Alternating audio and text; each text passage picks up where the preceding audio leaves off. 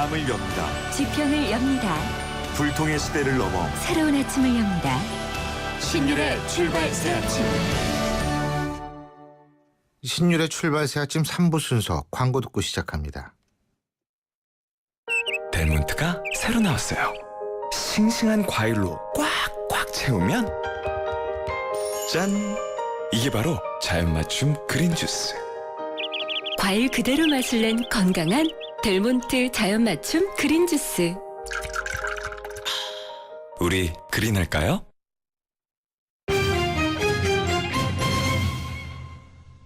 예, 오늘의 경제 이슈 짚어보겠습니다. 최요한 경제평론가 전화 연결되어 있습니다. 안녕하십니까? 예, 안녕하십니까. 최 의원입니다. 예. 메르스 얘기 또 해야죠. 이 예. 메르스가 경제까지도 지금 위협하는 게 거의 확실한 것 같아요. 예? 네, 그렇습니다. 예. 메르스가 한국 경제의 건강까지 위협하고 있는데요. 그래서 내수 회복을 통한 경제 회복이라는 목표가 현재 굉장히 불투명한 상황입니다. 올 연말 미국의 금리 인상이 거의 확실시된 상황에서 이 정부가 경기 회복을 위해서 총력전 펼치는 상황인데 예기치 않은 복병을 만난 것이죠. 예. 최경환 부총리 어제 기자회견에서 추가 경정 예산 편성 또는 재정 지출 확대 기자들이 물으니까 선제적인 대응 조치를 취해서 경제에 미친 영향을 최소화하겠다라고 답을 했는데 또 다른 한편으로는 메르스만을 위해서 추경을 할 단계가 아니다. 관련 예산은 예비비나 재난 관련 예산들이 충분히 확보돼 있다라고 답을 했습니다. 예. 일단 경제에 미치는 세계적인 질병 이거 사스 이후로 한 두 차례 전했죠. 신종 인플루엔자 2005년도 그리고 2014년도 에볼라 바이러스. 중국에서는 중국과 홍콩이 사스에 굉장히 충격을 받았고요. 서아프리카에서도 에볼라 바이러스 굉장히 충격받았는데 현재로서는 메르스의 피해 규모 어느 정도가 될 것인지 예측이 거의 불가한 상황이고요. 이미 한국 관광을 취소한 관광객이 2만 명이 넘는다 이 속보가 들어오고 있고요. 유통, 항공, 레저, 호텔 거의 전 분야에서 타격을 입고 있는 상황이네요. 그러니까 외국인 관광객들이 굉장히 줄은 건 사실인 것 같아요. 예? 네, 맞습니다. 그리고 이제 사실 그 내국인 우리나라 사람들도 네. 잘 안 돌아다니더라고요. 예? 그렇죠. 예. 그러니까 돌아다니지 못하고 있는 거죠. 예. 그러니까 예를 들어서 한국 방문을 포기하는 외국인 관광객 수가 예. 매일 70%씩 포기하는 수가 늘고 있는 겁니다. 그러니까 줄고 있는 거죠, 그죠? 줄고 있는 거죠. 포기하는 사람의 숫자가 늘고 있는 있으니까. 건데, 예. 지난 4일을 기준으로 우리나라 여행을 포기한 외국인이 2만 600명이라고 합니다. 예. 하루에. 예. 그러니까 전날보다 한 74% 포기한 숫자가 늘었다는 건데 방한 예열 취소한 외국인들이 주로 중국인, 그리고 대만, 일본, 동남아, 홍콩. 그러니까 아시아권 국가에서 가까운 한국에 친근한 한국에 놀러 오려고 하다가 여행객들이 발길을 돌리는 경우에 대체로 일본을 간대요. 예, 근데 한 달 평균 외국인 관광객이 2014년을 기준으로 해서 한 요거가 50만 명 우리나라 방문했다고 보면 올해 메르스로 인해서 적게 잡아도 한 20%가량 이렇게 여행 취소가 된다라고 하는데요. 예. 그래서 우리나라 사람들도 이제 돌아다니지 않고 외국 사람들도 안 오고 하니까 6월의 첫 휴일이었던 그제 어제 백화점이나 놀이공원 텅 비었다고 합니다. 예, 맞습니다. 그리고 이제 경기도 파주시 연천군도 이게 서부전선, 강원도 양구군 중동부 최전방의 안보 관광지들이 굉장히 외국인들 많이 왔었거든요. 예. 아예 운영을 중단했다고 하네요. 근데요, 우리 예. 최평론가님. 예. 솔직한 얘기로 우리 입장에서도 외국에서 이렇게 막 전염병 돌고 있다 그러면 그날 가겠어요? 안 가죠. 안 가죠. 예. 그렇죠. 그러니까 이게 뭔가 특단의 대책을 요구하는 목소리가 높아지고는 있는데 이게 또 뾰족할 수가 없는 것도 문제일 거예요, 그렇죠? 그렇습니다. 예. 사실은 우리나라 이 메르스가 이렇게 이야기가 나오기 전에 이미 이제 저물가나 저성장 이게 기조가 장기화되고 있었지 않습니까? 예. 그러다 보니까 이제 계속적으로 수출 여건이 악화된 상황에서 턱하니 이제 메르스라는 어마어마한 암초가 탁 튀어나오면서 한국호를 탁 때린 거예요. 그러다 보니까 많은 전문가들이 오는 11일 열릴 6월의 금통위 정례 회의에 대해서 예. 기준금리 0.25%포인트 낮출 것이다. 예. 이 예상하는 목소리가 굉장히 많아졌거든요. 예. 만약 이번에 금통위가 금리 인하를 단행한다면은 이거 올해 들어 두 번째 기준금리 인하하고 이게 1.50%다. 이거 한국 경제가 가보지 않은 길인데 예. 이렇게 될 것 같다라는 예상하는 사람들 많고요. 사실은 정책 당국이 2월 2분기부터 이제 그 경기가 좀 회복되는 것을 기대를 했는데 예. 전체적으로 봐서 중국의 경기 둔화, 원화 절세가 우리에게 큰 영향을 미치면서 이번에 메르스가 굉장히 큰 타격을 주는 것 같습니다. 예. 그래서 올해 연간 경제 성장률을 3% 미치지 못할 것이다 이렇게 예상을 하는데 그래서 금통위의 선제적 대응이 예. 이 메르스로 인해서 기준금리 인하를 시작으로 움직여질 것 같다는 예상이 많습니다. 그렇군요. 예. 금리 인하 글쎄요. 그리고 조금 다른 얘기인데 이런 우리 좀 어두운 얘기 말고 좀 밝은 얘기. 예. 그 이나영 씨랑 비밀 결혼을 해서 정말 많은 여성들을 충격에 빠뜨렸던 배우 원빈 씨요. 예. 근데 이분이 아주 재테크까지 뛰어나다. 이러면 사실 이런 소식을 듣고서 좌절하는 남성들이 굉장히 많다. 예? 예. 예. 이 좀 밝은 소식이 아닐 수도 있는데. 예? 네, 그렇죠. 예, 굉장히 돈 많이 번 모양이에요. 예. 정말 연기만큼 재테크 솜씨도 뛰어나다고 합니다. 이게 부동산 업계에 따르면요. 원빈 씨가 지난해에 그 성동구 성수동에 네. 그리고 강남구 삼성동에 그 매매한 건물이 시세 차익으로 19억 원의 이익을 봤대요. 그러니까 지금 시기에 19억 원의 시세 차익을 봤다. 이건 정말 대단한 거거든요. 당연하죠. 예. 예. 성수동 건물은 지난해 10월 달에 예. 21억 원에 매입했는데 현재 30억대가 뛰었고요. 삼성동 주택은 지난해 7월 달에 그 매입을 했는데 23억에 매입했는데 예. 현재 35억 정도에 거래된대요. 그러니까 더군다나 그 삼성동 주택은 신축 공사가 진행 중이어서 공사 마침 가격이 천정부지로 더 뛴다라고 하네요. 근데 이거 사실 삼성동 주택은 지금 그 결혼하고 나서 원빈 씨하고 이나영 씨가 서초구 방배동으로 알려졌는데 여기 삼성동 주택으로 들어간다는 얘기도 있고요. 근데 어쨌든 이 지역이 삼성동 지역이 최근 대기업의 오너들이 예. 개인이나 회사 명의로 건물 사들이고 있는 지역인데 덩달아서 그래서 그 건물값이 더 뛴다고 합니다. 그러다 보니까 연기든 재테크든 예쁜 부인까지 그렇네요.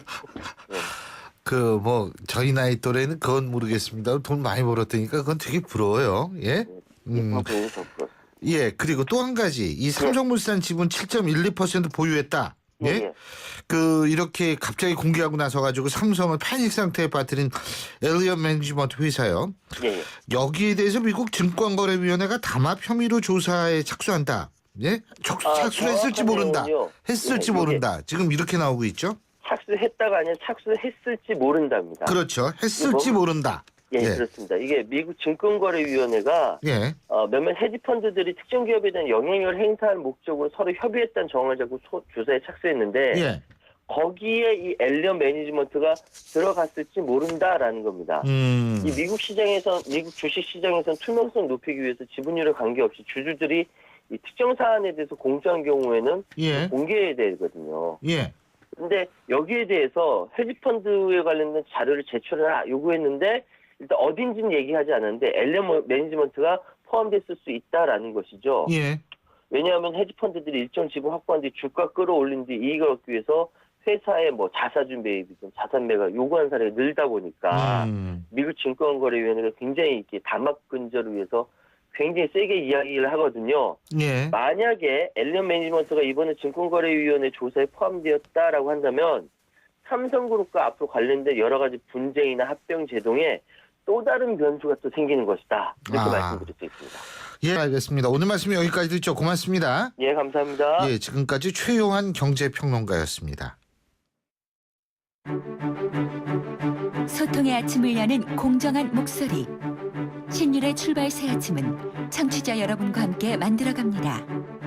짧은 문자 50원, 긴 문자 100원의 유료 문자 샵 0945, 우물정 0945로 청취자 여러분의 목소리를 들려주세요. 출발 새 아침은 청취자 여러분과 늘 함께 호흡하겠습니다. 94.5MHz YTN 뉴스 FM 신율의 출발 새 아침.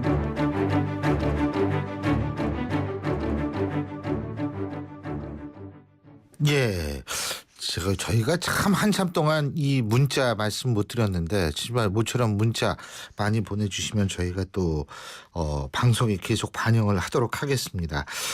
자, 메르스 얘기 좀 더 해보겠습니다. 국내에 유입된 메르스 바이러스, 이거는 결국 중동 지역에서 발견된 메르스 바이러스와 다르지 않은 것이 확인이 됐습니다. 그런데 유독 우리나라에서만 이렇게 빠르게 확산을 하고 있는데 이게 대체 이유가 뭔지 정말 궁금하지 않을 수 없습니다. 그래서 이번에는 중동 지역으로 오가면서 메르스 바이러스에 대해서 연구를 하신 분이죠. 고려대학교 약학대학 송대섭 교수 연결해서 자세한 얘기 들어보겠습니다. 송 교수님 안녕하십니까? 네, 안녕하세요. 송대섭입니다. 예, 지금 이게 확산 속도가 예상하는 것보다 굉장히 빠른 거 아니에요? 예, 그렇습니다. 뭐 사우디에서 발병했던 사례보다 상당히 빠른 것으로 지금 확인이 되고 있습니다. 예. 예, 사우디보다도 빠르다. 그런데 변이는 안 됐다. 그렇죠? 예. 그렇다면 유독 우리나라에서만 이렇게 빠르게 되는 이유가 뭘까요? 이제 지금에 와서 이제 여러 가지들이 밝혀지고 있는데요. 그 예. 중에 하나가 이제 초동의 첫 번째 환자가 너무 많이 노출될 때까지 추적이 안 되고 격리가 안 됐던 부분 뭐 부인할 수 없는 사실이고요. 예.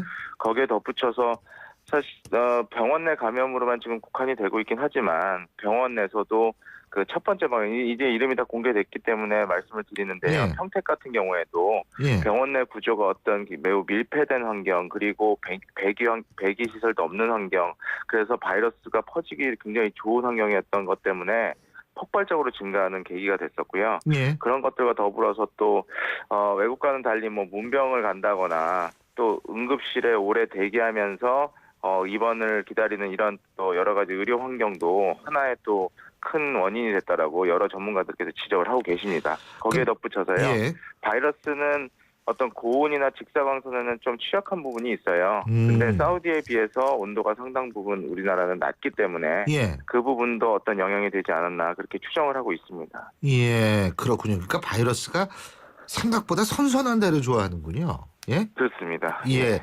근데 교수님, 지금 평택 같은 경우에 구조가 배기구가 없다 그러는데 그 병원의 입장에서 뭐냐면 배기구는 그 병실에 없는 것이 맞다. 하지만 창문을 열어놨다. 이렇게 얘기를 하거든요. 이래서 실제로 배기구가 있는 거나 마찬가지 아닌가요? 그런데 이제 그 상시적으로 배기가 되는 거에 비해서요. 예.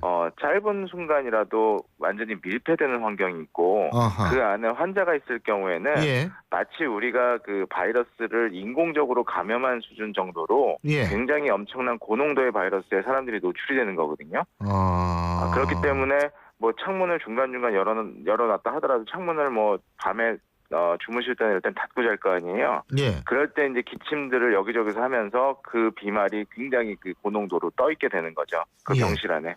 그래서 이례적으로 사실 1차 감염자가 뭐 슈퍼 전파자라는 얘기를 하시는데 슈퍼 전파자라기보다는 사실은 그렇게 그 좀 특수적인 역학적 상황 때문에 좀 폭발적으로 뭐 여러 사람에게 전파가 되는 그런 예. 원인이 아니었나 이렇게 예상을 합니다. 예.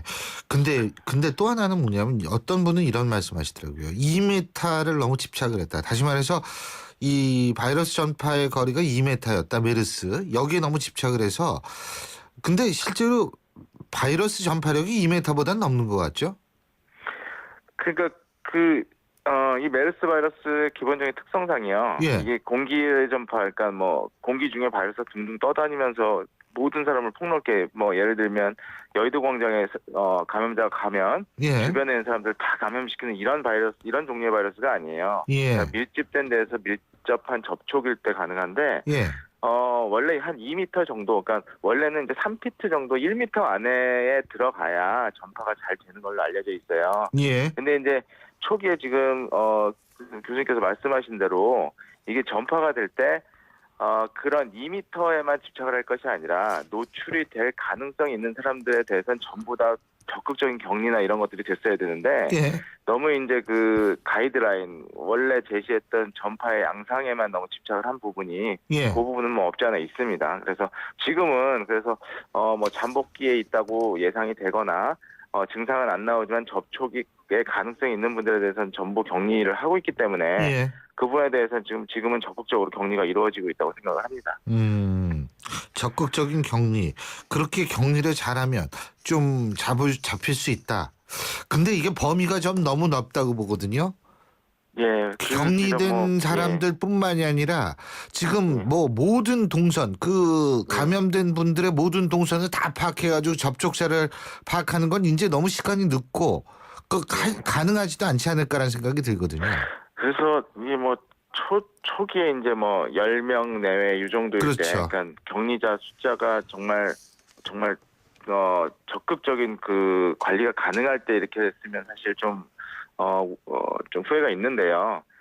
그 부분과 관련해 가지고 그렇지만 이게 그 지역사회의 전파가 사실은 선의 관건이잖아요. 지역사회의 전파라는 거는 병원 내 감염이 아니라 바깥에서 감염되는 거죠. 예, 바깥에서 감염이 되는 건데 사실 이 바이러스의 특성은요. 지금 뭐 네이처에서도 어제 이제 그런 그 논평을 내놨던데 사람 대 사람의 감염은 상당히 효율이 떨어지는 바이러스예요. 그 얘기는 사람에서 사람으로 넘어갈 때 바이러스의 비율이 폭발적으로 양이 늘어나는 게 아니라 1차 감염자에서 2차 감염자로 넘어가면서 바이러스의 양이 줄어들고요. 2차 감염자에서 3차 감염자로 또 바이러스 양이 또 현격히 줄어드는 특성을 갖고 있기 때문에 지금 뭐 늦은 감이 없진 않지만 그런 그 다른 여타 뭐 신종플루 바이러스나 뭐 홍역이라든가 이런 바이러스와는 다르게 지금 늦었다고 생각이 되더라도 적극적인 격리밖에 사실은 그 어떤 특효가 없는 것 같습니다. 지금 자주 한번 강조를 하지만 이 지역사회의 전파가 시작되면 그 부분은 상당히 뭐 어떤 방법으로도 어떤 컨트롤하기가 굉장히 힘들어진 상황이거든요. 그래서 하여튼 그 부분은 지금 계속해서 감염자 확진자 수가 늘어나고 있다 하더라도 이것은 2차 감염자가 나오고 2차 감염자가 3차 감염자가 되면서 각 그 1차 파도, 2차 파도가 일어나는 그 거점 병원들이 있었잖아요. 그 병원들에서 나오는 환자 수로 사실은 지금 많이 나오고 있긴 하지만 지금은 나올 수밖에 없는 상황이에요. 확진자가. 그런 상황이기 때문에 더욱더 다시 한번 말씀드리면 격리가 가장 최선의 대책이라고 할 수 있겠습니다. 언제까지 더 나올 거라고 보세요? 상당히 어려운 질문이긴 한데 지금 1차적인 1차 파도가 왔던 병원에서의 잠복기는 거의 끝나가는 걸로 알려져 있고요. 그리고 지금 뭐 이제 이름이 다 오픈이 돼 있기 때문에 말씀을 드리는데 삼성병원 같은 데에서 또 2차 파도가 지금 올라가고 있잖아요. 그래서 계속해서 지금 뭐 많지 않길 기대를 하긴 하지만 지속적으로 그 감염자 확진자 수는 나올 수밖에 없고요. 그래서 당분간 뭐 한 일주일 정도는 그 추이가 줄어들기를 기대를 합니다. 그렇지만 한 일주일 정도는 계속 나올 수밖에 없지 않나. 왜냐하면 기본적으로 잠복기 그리고 우리나라 같은 경우에 보통적인 이 잠복기 발현되는 게 약 일주일 정도, 6.6일 정도 보이니까요. 그거에 맞춰서 좀 당분간은 나올 수밖에 없지 않나 이렇게 예상을 합니다. 자, 지금 청취자분들이 문자 메시지가 쇄도하고 있는데 일반인들이 주의해야 될 점 다시 한번 정리를 해 주시죠. 근데 가장 주된 질문이 뭐냐면 마스크가 필요한가? 마스크 쓸 필요가 있나? 아이들 예방법은 집에 있는 것밖에 없나? 이게 더군다나 요새 날씨가 더워가지고 에어컨 트는 경우가 많은데 에어컨 전파를 막으려면 어떻게 해야 되느냐 이런 거거든요. 그러니까 에어컨에 의한 전파는 그러니까 정말 이제 좀 극적인 상황이 있잖아요. 예를 들면 메르스 환자가 에어컨 환기구 앞에 나오는 바람 앞에 가서 굉장히 세게 일부러 재채기를 하거나 기침을 한 다음에 그리고 당장 그 다음에 사람이 그 앞에 가서 노출이 되는 이런 아주 극적인 상황을 제외하고는요. 예. 사실 현실적으로 좀 쉽지는 않습니다. 아. 이 에어컨으로 전파가 되는 건요. 예. 그리고 마스크와 관련해서 꼭 그 메르스가 아니더라도요. 호흡기 질환의 주변 전파를 막는 데는 마스크가 상당히 좋은 역할을 합니다. 그렇기 아. 때문에 특히나 비말이나 이런 직접 침방울이 튀는 이런 메르스 예. 같은 경우에는 마스크 쓰는 것이 개인위생 그리고 주변 분들의 위생이나 전파를 막는 데 의해서도 상당히 효과적인 걸로 알려져 있습니다. 예. 그 애들은 집에만 있어야 되냐 이건 아니지 않습니까?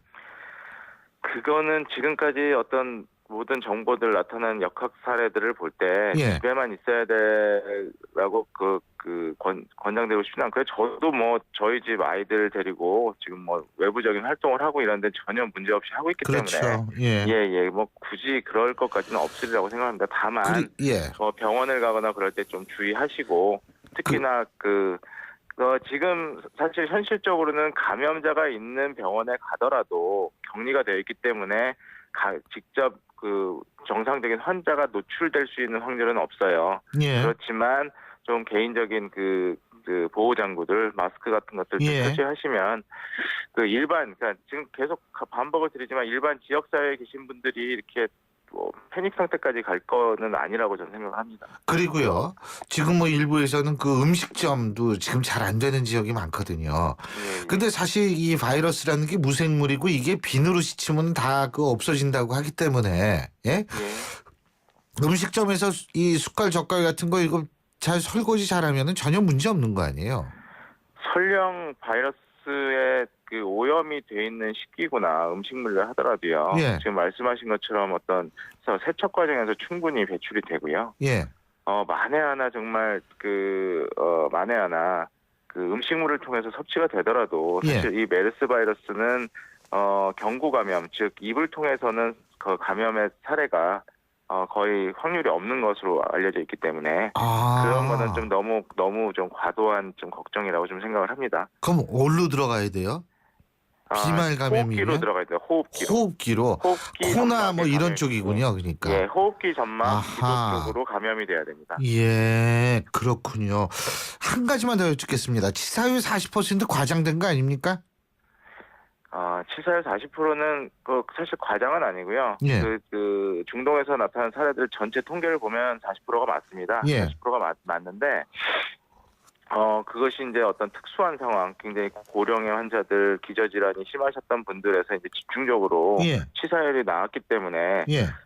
그래서 치사율이 40%라는 게 절대적으로 우리나라로 적용되기 힘들다라고 생각하는 아하. 이유는 예. 초창기에 사망자가 집중적으로 나왔던 비중이 높았던 것이 이 질병에 대해서 전혀 모를 때 아무런 정보가 없을 때 예. 그럴 때 이제 좀 많이 돌아가셨던 분들이 중동에서 사례가 있었고요. 지금 우리나라 같은 경우에 진단이 이루어진 다음에 적극적인 치료가 있고 그렇기 때문에 이제 치사율 자체는 사실 40% 이하 정도, 그러니까 지금 중동에서의 40%는 좀 과대평가된 측면이 있다라고 이렇게 모든 전문가들이 지금 평가를 하고 계십니다. 예, 잘 알겠습니다. 예, 오늘 말씀 여기까지 듣겠습니다. 고맙습니다. 예, 감사합니다. 예, 지금까지 고려대학교 약학대학 송대섭 교수였습니다.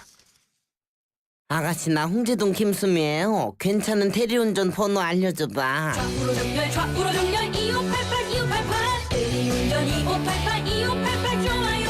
어머 이 아가씨가 유격대를 낳았나봐. 쌤에 좌우가 똑같아요 2588 2588 카트 외웠어 2588.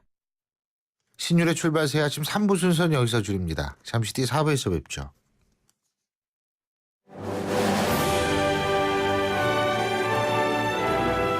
(2015년) 올 여름 영국 옥스퍼드에서 개최되는 국내 유일한 영어 캠프를 만나보세요.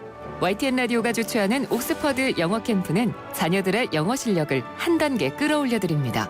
캠프가 끝난 뒤에는 서유럽 투어의 기회도 누리실 수 있습니다.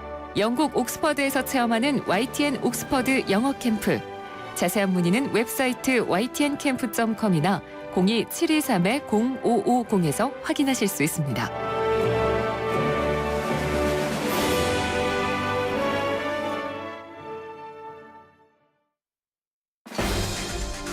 날카로운 분석, 내일을 보는 시선, 신율의 출발새 아침. 신율의 출발새 아침 4부 순서 광고 듣고 오겠습니다. 자기 또 말아먹은 거야? 그럼 시원하게 말아먹었지. 부드러운 쇠고기 샤브샤브를 살얼음이 사르르 쫄깃한 냉메밀로 말아서 이런 맛 처음이야. 최선단 냉메밀 샤브샤브. 최선단 가맹 문의는 1566-3800. 예, 지금 시각 8시 35분 12초 지나고 있는데요. 지금 상황, 교통 상황은 어떤지 알아보겠습니다. 김재훈 캐스터. 네, 출발새 아침 교통정보입니다. 서울 시내 자동차 전용도로 중심으로 교통량이 몰려있는 상황인데요. 동부간선도로 도심 쪽으로는 창동교에서 월계 1교까지 서행인데 이후로는 월릉교부터 성동교까지 조금 긴 구간에서 밀립니다. 의정부 쪽으로 이동하는데도 월계 1교에서 창동교까지 시속 30km 안팎으로 이동을 합니다. 강변북로 올림픽대로 계속해서 비슷한 구간 정체를 보이고 있는데요. 강변북로 올림픽대로 모두 방화대교부터 한강대교 지날 때까지 밀리고 있고요. 반대편 강서쪽으로 가는 길 올림픽대로는 올림픽대교에서 성수대교, 한남대교부터 한강대교까지 밀리고 강변북로 일산 쪽으로도 천호대교부터 성수대교, 다시 동호대교부터 마포대교 지나는데 정체 서행으로 이동을 하고 있습니다. 그나마 내부순환로가 조금 짧은 구간 정체를 보이고 있는데요. 성수동 쪽으로 이동하는 데는 홍지문 터널 부근 그리고 마장램프부터 성동교까지만 밀리고 있고요. 성산대교 쪽으로도 기름램프 부근 그리고 홍지문 터널 부근에서 주춤합니다. 출발새 아침 교통정보였습니다.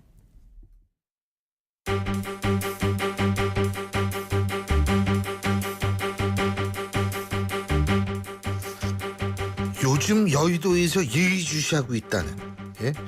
이 정치인들이 굉장히 지금 이 시간에 아주 신경을 곤두쓰고 듣고 있다는 고수들이 뽑은 정치고수 시간이 돌아왔습니다. 과장이 좀 심한 거 아니에요? 소개도 해드리기 전에 이렇게 말씀을 하시면 제가 당황할 줄 알았죠. 당황 안 됩니다. 예, 지금 이 자리에 두 분 나와 계신데요. 신지호 전 새누리당 의원 그리고 문학진 전 새정치민주연합 의원 두 분 나와 계십니다. 어서 오십시오. 네, 안녕하십니까. 안녕하세요. 자, 이 메르스 때문에 난리인데 어쨌든 아이고 이거 참. 자, 그러면 어쨌든 고수 하수 해야죠. 자, 먼저 신지호 이 의원님부터 그 고수 말씀해 주시죠. 저는요, 남경필 경기도지사를 좀 꼽으려고 그래요, 고수. 예. 저는 뭐 안지는 꽤 됐는데 저거 뭐 개인적으로 그렇게 뭐 친한 사이도 아니고 제가 그렇게 개인적으로 좋아하는 분도 아닌데 예. 이번 주 그 메르스 사태 그 얘기를 꼭 해야 되겠습니까? 메르스 사태 대처하는 거 보니까 이 남경필 이 내공이 많이 생겼구나 하는 남지사가 내공이 많이 생겼구나 하는 생각이 들었습니다. 아시다시피 이제 평택이 1차 진원지였고 경기도가 최다 환자가 발생이 됐습니다. 그런데 이렇게 호들갑 떨지 않고요. 조용하게 이 일 처리를 해나가고 있는데 구체적으로 말씀드리자면요. 확진 판정을 받는데 소요되는 걸리는 시간이 경기도가 지금 최단일입니다.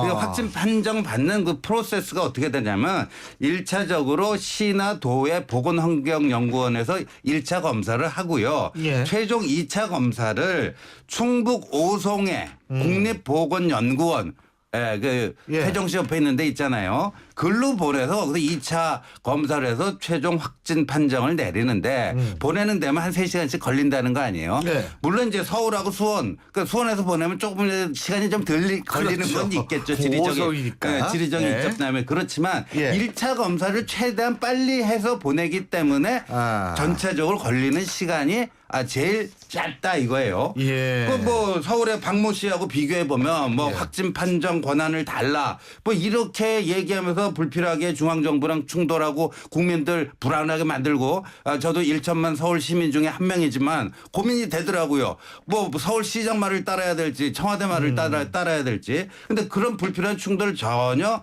발생시키지 않고 일 처리는 가장 깔끔하게 했다. 그런 점에서 남경필 지사를 이번 주에 고수로 꼽고 싶습니다. 동의하십니까? 뭐 남경필 지사도 뭐 저도 뭐 보도를 통해서 보니까 일정 부분 역할을 뭐 제대로 하는 것으로 그렇게 듣고 있습니다. 근데 지금 우리 신 의원이 뭐 서울시의 뭐 박모 씨라고 그러는데 그 뭐 표현을 그렇게 해요. 박원순 서울시장 그러면 되지. 근데 박원순 시장이 오죽하면 요때 딱 어울리는 표현이 오죽하면 일 것 같아요. 아니 청와대하고 이 정부가 이 중앙정부가 도대체 이 저 메르스 지금 벌써 이죠 언제부터예요? 벌써 18일째입니다. 예, 18일째입니까? 이거 뭐 저 우왕좌왕 허둥지둥 여기에 딱 맞는 표현이 우왕좌왕 허둥지둥. 그러니까 오죽하면 시장이 나서가지고 이렇게 했겠느냐 이거죠. 그래서 저는 저 고수로 박원순 서울시장을 꼽는데 딱 두 가지만 얘기를 하죠. 정부가 이 중앙 정부가 이 메르스 감염 환자들이 들렀던 병원, 예. 이거를 비공개 병원 이름을 비공개 방침을 고수해 왔잖아요. 열 며칠 동안 이게 난리가 나 완전히 거의 전국이 공포의 도가니 아닙니까? 저부터도 말이에요. 지금 우리 지역에서 각종 행사는 지금 다 취소했지. 지난 주부터 다 취소고. 저부터도 개인적으로 아마 다 비슷할 우리 신 교수도 그렇고 저 신 의원도 그렇고 어디가 사람 만나기가 사실은 겁나거든. 저 사람이 어디 지금은 이제 다 알려졌지만 처음엔 서울 대형병원이라고 그랬잖아요. 예. 서울의 대형병원이 한두 개요. 글쎄요. 이게 도대체 정부가 할 일이냐고. 삼성 서울병원에 갔다 온 사람인지 환자로 갔다 온 사람인지 아니면 보호자로 갔다 온 사람인지 아니면 문병격으로 갔다 온 사람인지 이게 지금 그 병실에 들어갔던 사람들이 확진 받은 사람이 지금 수십 명 아닙니까? 이거를 정부가 무슨 대형 병원이라고 뭐 이렇게 얘기를 하고 그 실명을 공개를 안 하고 그러고는 뭐 이유를 뭐 이 무슨 병원 측에 타격이 갈까봐 뭐 이런 얘기를 했었어요.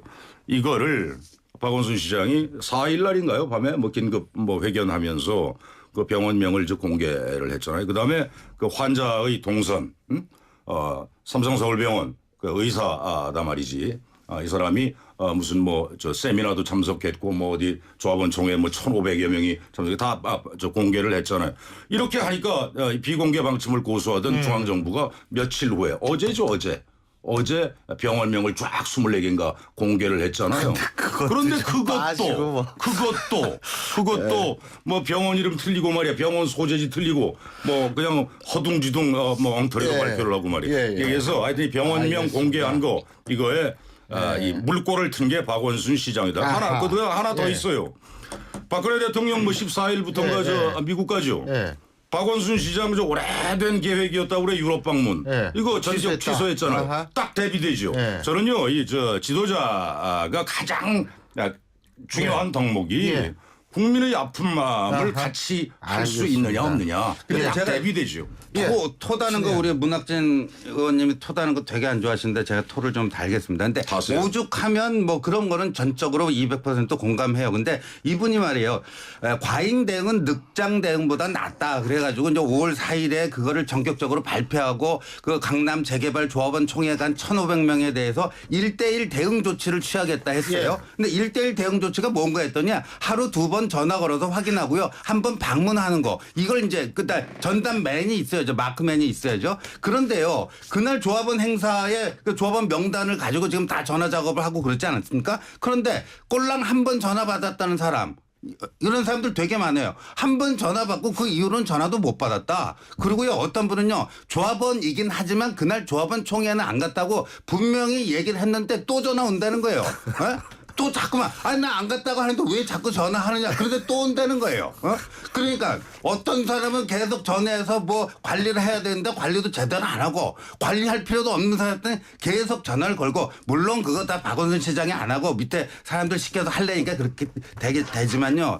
이런 게 좀 부실해요. 그런 점 한 가지 좀 토를 전체적으로 좀 달겠습니다. 부실해요. 이 나라가 작년의 그 4월 16일 세월호를 우리가 아직도 잊지 못하고 있는데 좀 완전히 재판이 똑같아. 뭐 이따 그 얘기는 또 할 텐데 지금 박원순 시장이 얘기했다는 무슨 이제 늑장 대응보다는 과잉 대응이 낫다. 난 그 말이 맞다고 생각해요. 미국의 경우 말이야 몇 년 전에 에볼라 환자가 달랑 그 한 3억 되는 미국 인구 중에 한 명 발생했을 때 대통령이요. 그 미국 대통령 이름이 뭐죠? 오바마죠. 오바마 대통령이 팔 걷어 붙이고 나서가지고 진두지휘했다고. 이 나라에 지금 그런 사람이 있어요. 지금 이 나라 대통령 누구예요? 안 하고 있잖아요. 그다음에 어제 일요일이었죠. 지금 5번째 사망자가 어제 나왔죠. 그죠? 지금 사망 5명이죠. 어제 5번째 사망자 나왔죠. 대통령 오늘 아침 내 신문 보니까 어제 일정 아무것도 없었어요. 아무것도 안 하고 있어요. 알겠습니다. 지도자가 자, 그러니까 이래도 그러면 되나요? 자연스럽게 이제 하수로 넘어가죠. 우리 신지호 의원님. 예, 저는요 청와대라고 그냥 하겠습니다. 다 알아서 들어주시기 바라고요. 네. 근데 말이에요. 6월 4일 날 목요일 밤 10시 반에 박원순 시장이 긴급 기자회견을 했잖아요. 근데 그 동시간대에 청와대 고위 관계자들이 주요 언론사에 전화를 걸어서 국회법 개정 그 공방을 둘러싼 당청 간의 진실 공방에 있어서 왜 유승민 얘기가 틀리는지 그걸 조목조목 설명해 줬다는 거 아니에요? 이게 도대체 어느 나라 청와대인지를 모르겠어요. 네? 국민들은 메르스 때문에 지금 거의 멘붕이 된 맞아요. 상태인데 청와대 고위 관계자라는 사람들이 그 와중에 유승민이 잘못했다. 그러니까 유승민이 얘기는 거짓이다. 이병기 실장 얘기 맞다. 그걸 하고 있는 청와대. 이게 도대체 참 더 이상 말씀을 안 드리겠습니다. 흥분되죠. 흥분 가라앉히시고요. 이럴 때일수록 우리가 너무 흥분만 하지 말고 아까 문 의원님이 더 흥분하셨었는데. 뜯어봅시다. 예. 저도 하수 청와대 또는 박근혜 대통령 또는 국민안전처. 예. 이 국민안전처라는 게 작년 세월호 이후에 새로 생긴 부처죠. 예. 이 처장이 아마 장관급일 거예요. 맞습니다. 그죠? 군인 출신으로 해군입니다. 예, 기억합니다. 제가 아까도 잠시 후에 말씀드린다고 했는데 작년 세월호 때와 완전 닮은 꼴이 지금 메르스 사태 이 진행 경과 이걸 보면 이게요 정부가 쉬쉬하고 세월호 때 가만히 있어라 그랬다는 거 아니에요? 쉬쉬하고 이거 그야말로 무의미한 비밀주의로 일관해요.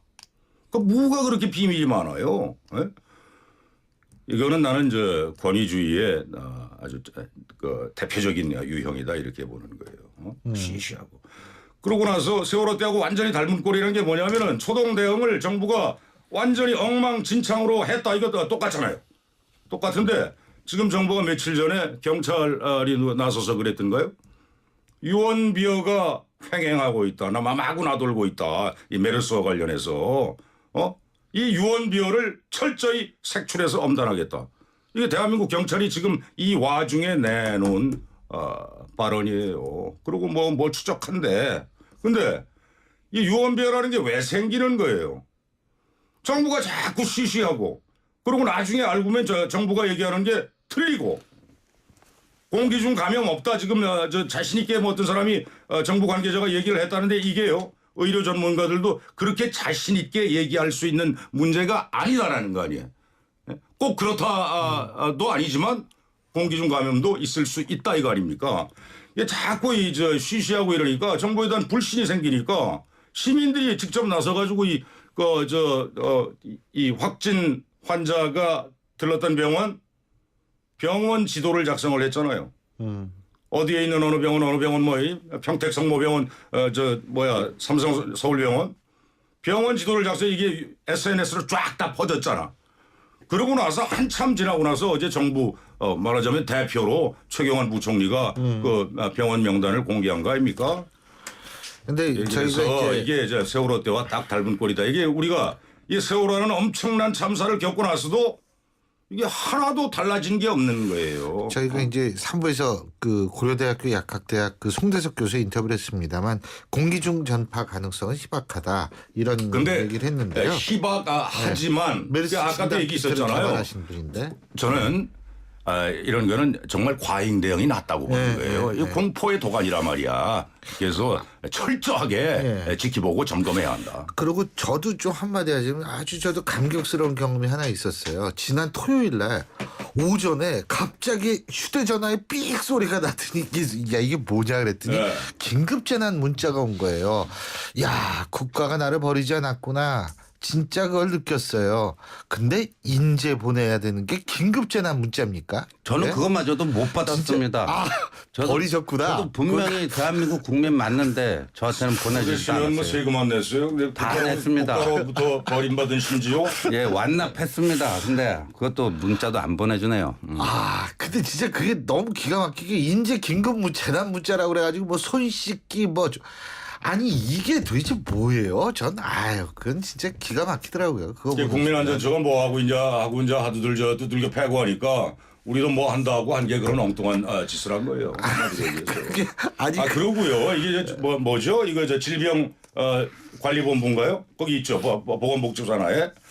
거기서도 하고 뭐 이렇게 이제 국민안전처도 하고 해야 될 텐데 이게요. 정부의 행정부의 최고 수장이 누구예요? 대통령이죠. 박근혜 대통령이죠. 근데 박근혜 대통령이 며칠 전에 뭐 수석비서관회의였나요?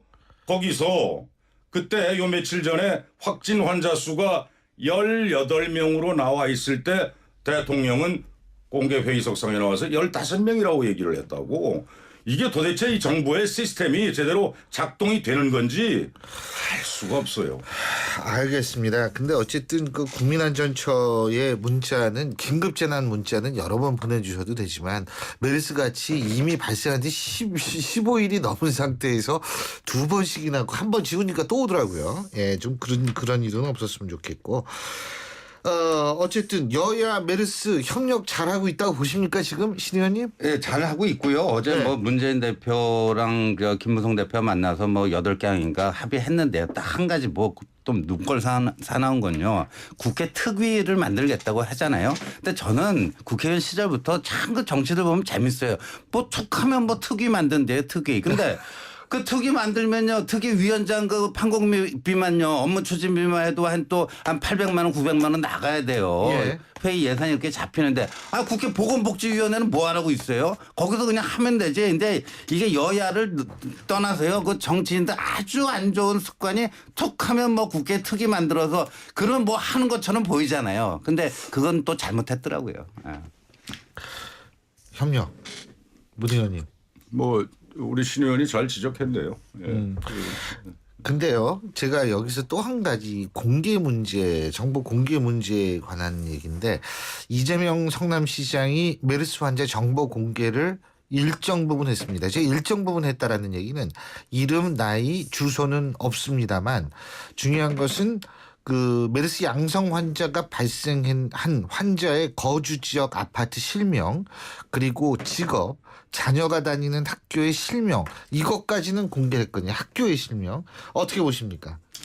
이건 인권침해 논란이 글쎄요. 뭐 이걸 가지고 좀 갑론을박이 있긴 있는 모양인데 저는요 박원순 시장의 경우든 이재명 성남시장의 경우든 이재명 성남시장이 그 페이스북에다가 이제 쭉 이렇게 설명을 했던데 그걸 이렇게 보면 아까도 얘기를 했지만 이게 지금 불특정 다수가 어디 가서 어떻게 어느 병원에 가서 이렇게 접촉을 했는지 지금 까맣게 몰랐던 상황이었잖아요. 그런데 성남시장이 그 환자의 직장, 거주지 또 자녀 학교 이거를 특정해서 공개를 함으로 해서 물론 근데 그 환자하고 사전에 이야기를 했는지 여부는 제가 잘 모르겠습니다. 근데 어찌됐든 이거를 특정해서 공개를 함으로 해서 말하자면 100만 성남 시민 아닙니까? 예. 100만 명이 성남시에 어떤 사람인지 모른다. 이럴 경우하고 확진 환자가 그러면 수정구, 중원구, 분당, 성남이 있는데 이게 어디 있는 사람인지 모른다. 이렇게 되면 굉장히 불안하죠.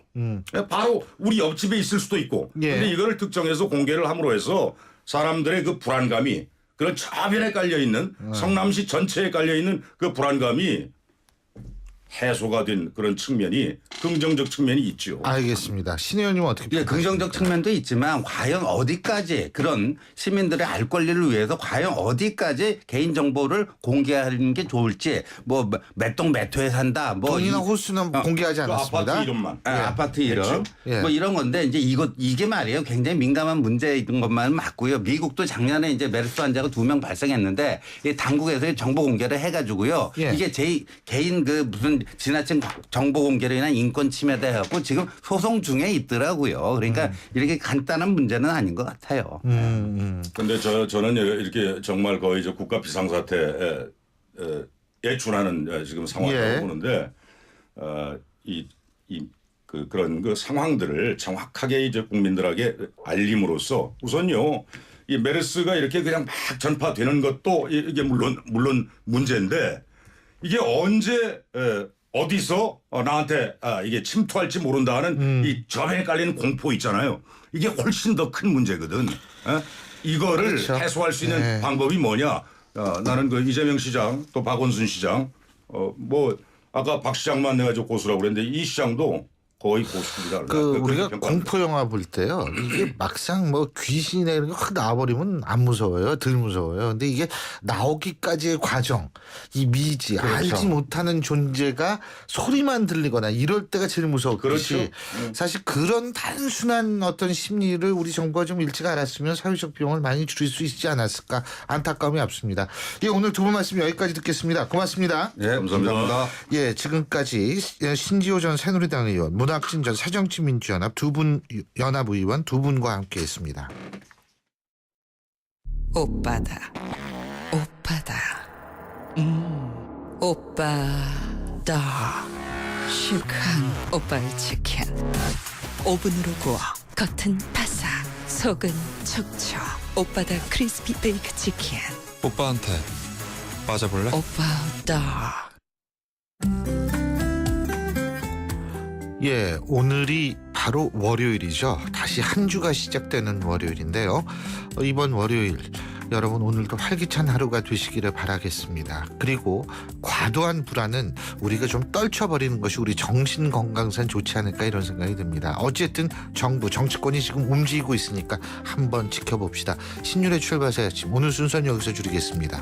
전 내일 아침 7시 15분에 여러분 다시 찾아뵙겠습니다. 지금까지 신율이었습니다. 고맙습니다.